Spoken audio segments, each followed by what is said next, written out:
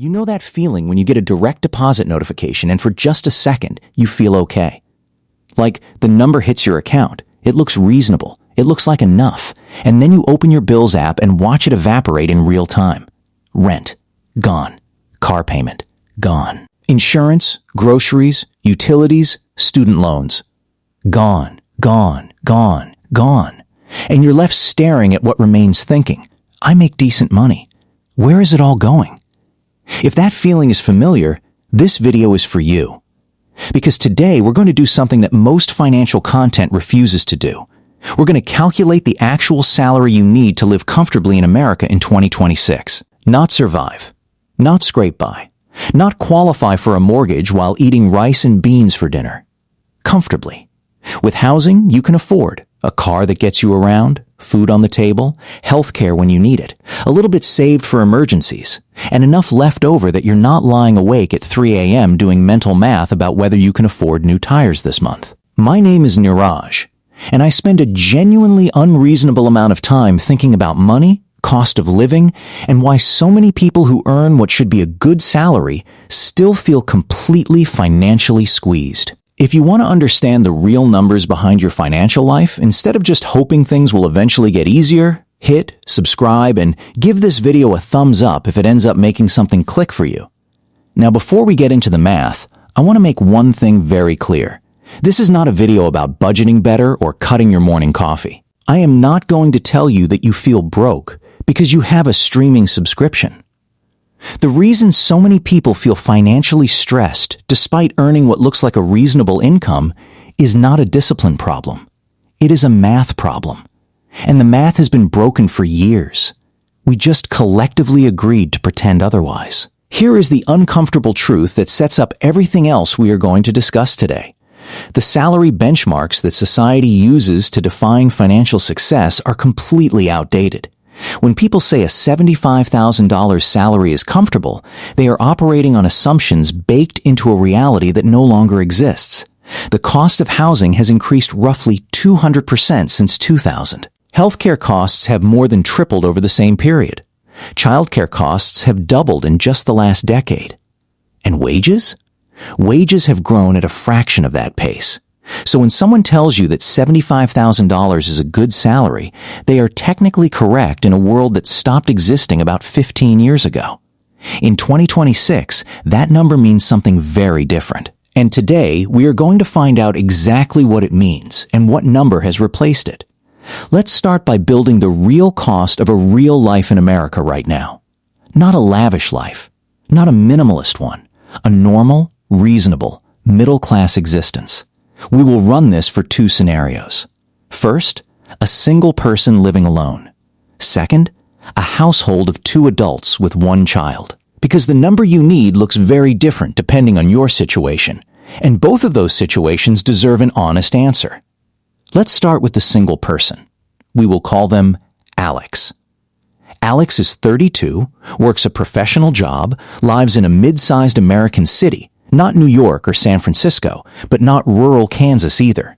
Think Austin, Denver, Nashville, Charlotte, Phoenix. A city that feels normal, a city where millions of Americans actually live and work and try to build a life.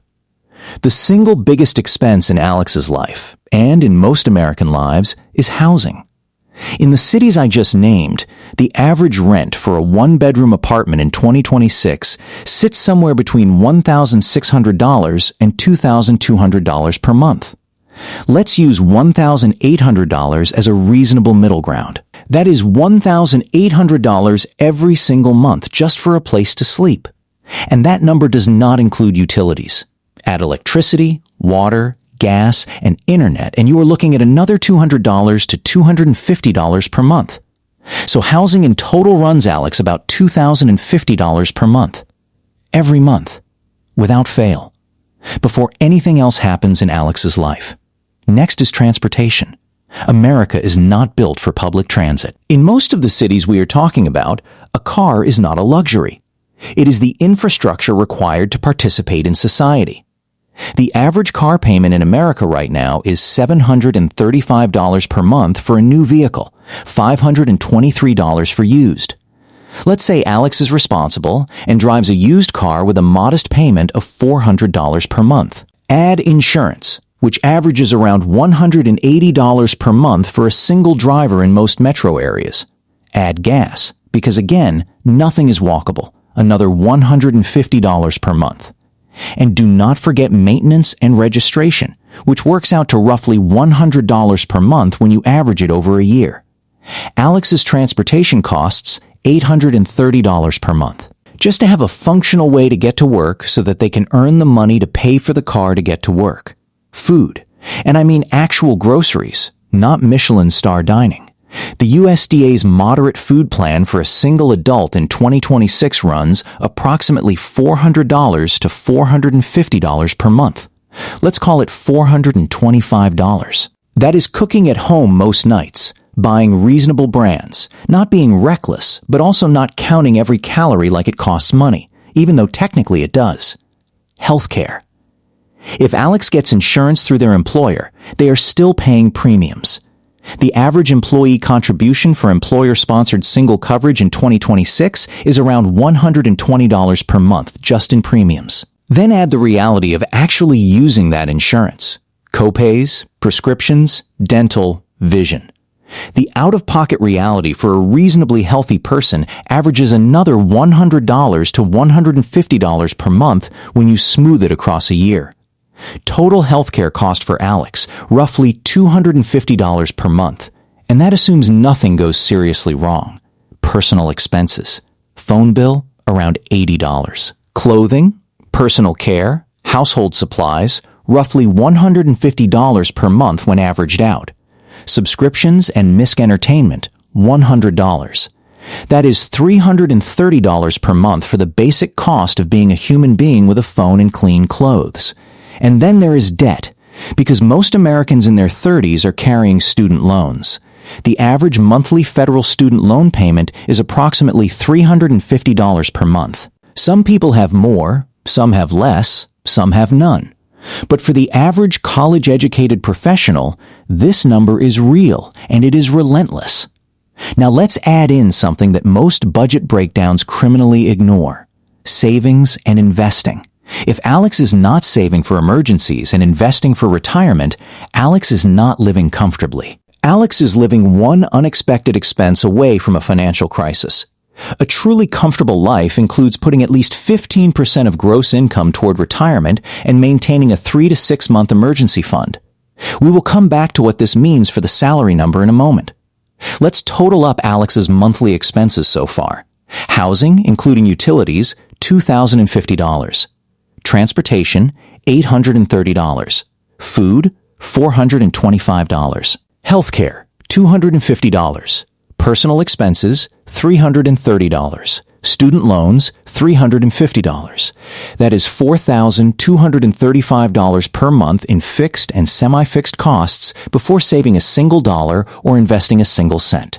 Before a dinner out, before a birthday gift, before an unexpected car repair, before a doctor visit that costs more than expected, before anything that makes life feel like life and not just a series of bills with a person attached. Now here's where the salary calculation gets real. To live comfortably, financial advisors broadly agree that your fixed expenses should represent no more than 50% of your take-home pay. That leaves room for discretionary spending, savings, and the kind of financial breathing room that keeps you out of survival mode. If Alex's fixed costs are $4,235 per month, that means Alex needs a take-home pay of at least $8,470 per month. And that is the floor. That is the minimum for comfortable, not rich, not extravagant, just not drowning. Here is the brutal part. Take-home pay is not what you earn. It is what survives taxes. For a single filer in 2026, after federal income tax, state income tax, Social Security, and Medicare, you are typically taking home somewhere between 68% and 72% of your gross salary depending on your state. Let's use 70% as a reasonable average.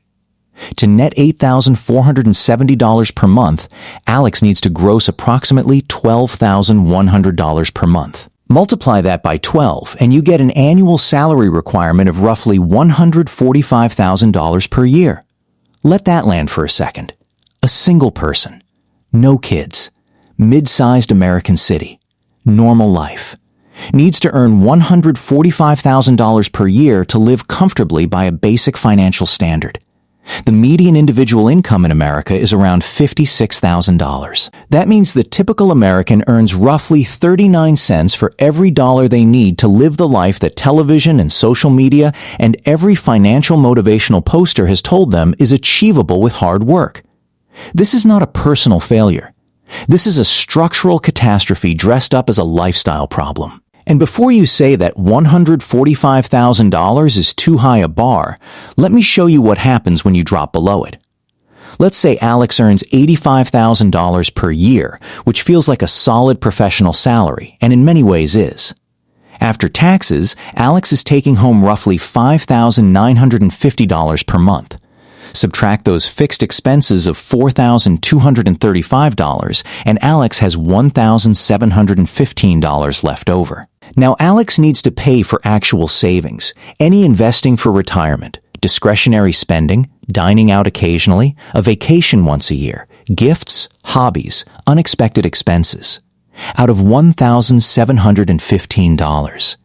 And the moment a single unexpected expense hits, a medical bill, a car repair, a broken laptop, Alex is either dipping into savings that barely exist or reaching for a credit card.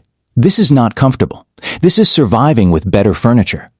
Now let's look at the household scenario.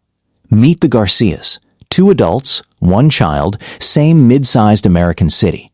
Combined income sounds impressive until you see what their life actually costs.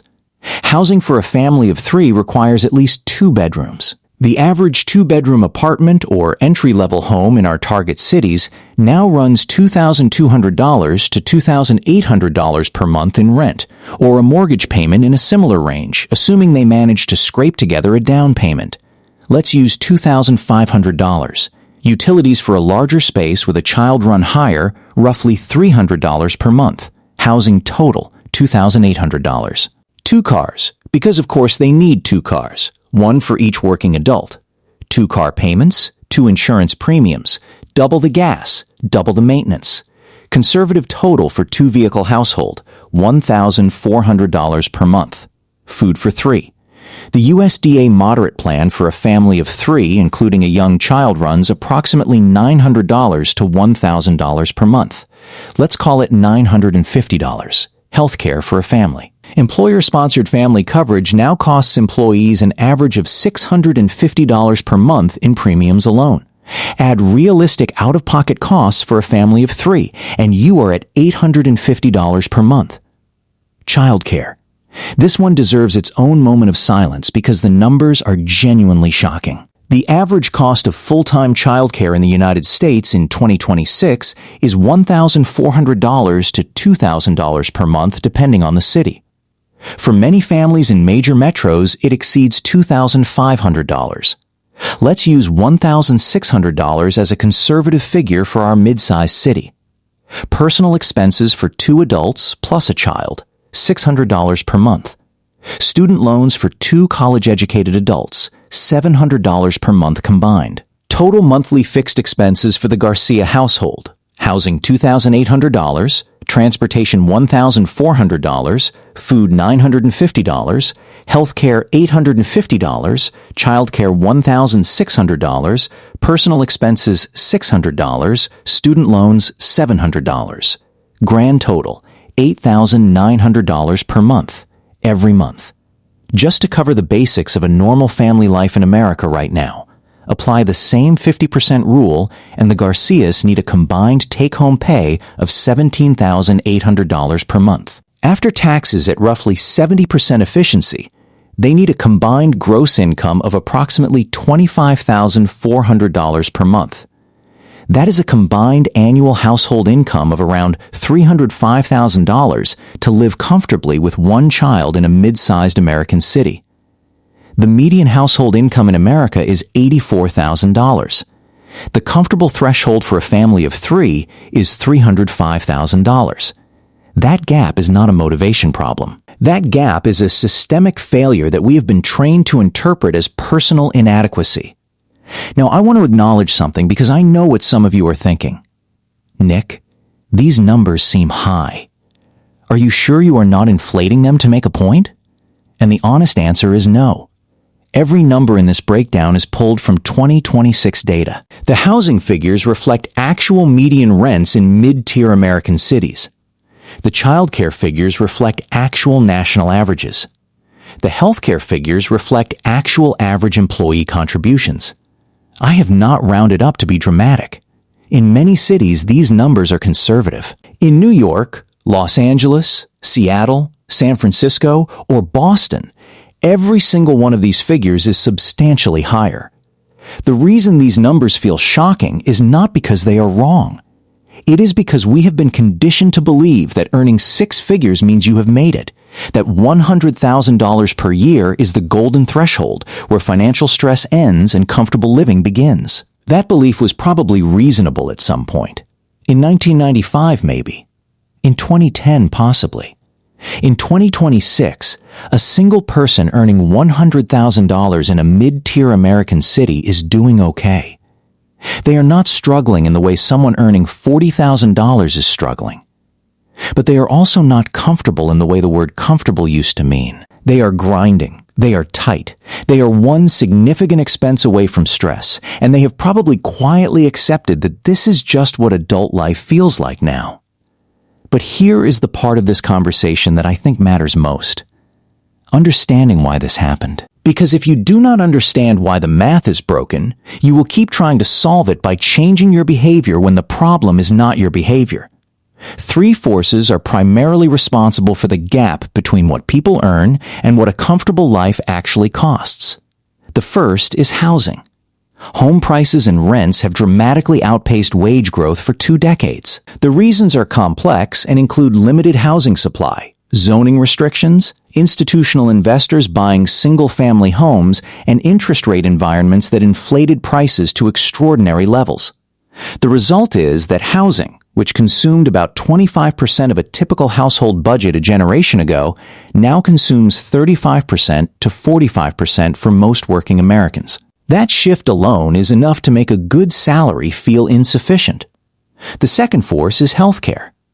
The United States spends more per capita on healthcare than any other developed nation and delivers worse outcomes for average people. The cost of insurance premiums, deductibles, and out-of-pocket expenses has grown at roughly 3 times the rate of general inflation over the past 20 years. A family that budgeted $400 per month for healthcare in 2005 needs $1,200 or more today for equivalent coverage. That is money that used to go towards saving and investing, now going directly into the healthcare system. The third force is the invisible tax nobody talks about. Lifestyle inflation expectations. Society has raised the baseline of what normal looks like. A smartphone is not a luxury item anymore. It is infrastructure. Reliable internet is not optional. 2 cars for a suburban family is not extravagant. It is the architecture of how American cities are built. The things that cost money are no longer things you choose. They are things the structure of modern American life requires. So what does this actually mean for you practically? Let me give you 3 ways to think about the number you discovered today. First, if your salary falls significantly short of the comfortable threshold for your situation, the problem is not that you are bad with money. The problem is that the system was not designed for your income level to produce the outcomes it implies. This is worth understanding because it changes what solutions are available to you. You cannot budget your way out of a $60,000 gap between what you earn and what a comfortable life costs. You can only earn your way out, relocate your way out, or restructure your life in ways that change the cost side of the equation significantly. Second, if your salary is close to or above the comfortable threshold, but you still feel squeezed, audit the big 3: housing, transportation, and childcare. These 3 categories alone account for more than 60% of most household budgets. Small optimizations in discretionary spending will never compensate for being overextended in these categories.